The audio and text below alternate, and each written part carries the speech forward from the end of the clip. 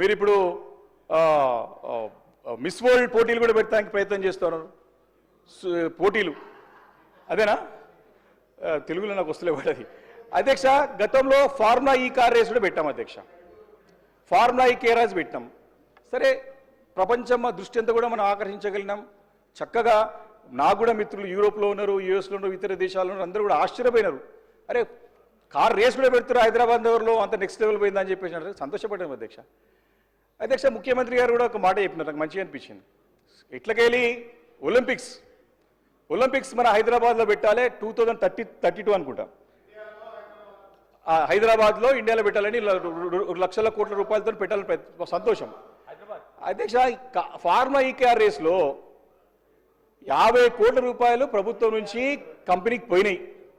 Clarity కంపెనీని ఒప్పుకుంటుండు, దాన్ని మళ్ళీ ఎక్స్టెన్షన్ చేయమని అడిగితే సరే ప్రభుత్వంకి ఇష్టం లేదో మరి ఏమైందో మరి ఎందుకు క్యాన్సిల్ చేసుకుందో తెలియదు. 50 కోట్ల చుట్టే తిరిగిరు. 50 కోట్లు ఎట్లా పోయినాయి, ప్రభుత్వం నుంచి పోయినాయి, అంత క్లారిటీ ఉంది అంతా కూడా. అంటే 50 కోట్ల గురించే కంపెనీ పోయింది, ఒప్పుకున్నాడు, మళ్ళీ ఫార్మా ఈ కార్ రేస్ హైదరాబాద్ పెడదామని చెప్పేసి ముందుకు వచ్చినాడు.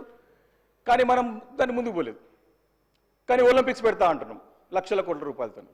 ఏమని సందేహం వస్తుంది అధ్యక్ష? నాకు ఒక సామెత గుర్తుంది అధ్యక్ష, గూట్లో రాయి తినేవాడు ఏటి రాయిస్తాడని చెప్పి. గూట్లో రాయి తినేవాడు ఏటి రాయిస్తాడంట. అంటే నీకు ఫార్ములా కేసు పెట్టి నీకు చేతగా ఇప్పుడు ఒలింపిక్స్ ఎట్లా పెడతారు అధ్యక్ష? ఇట్లా 50 కోట్ల చుట్టూ తిరిగిన ఆయన లక్షల కోట్లు పెట్టి చేయగలుగుతాడా? సందేహం అధ్యక్ష, ఒక అనుమానం అధ్యక్ష. స్కిల్ యూనివర్సిటీ గురించి మంత్రి గారు చాలా ఇంట్రెస్ట్గా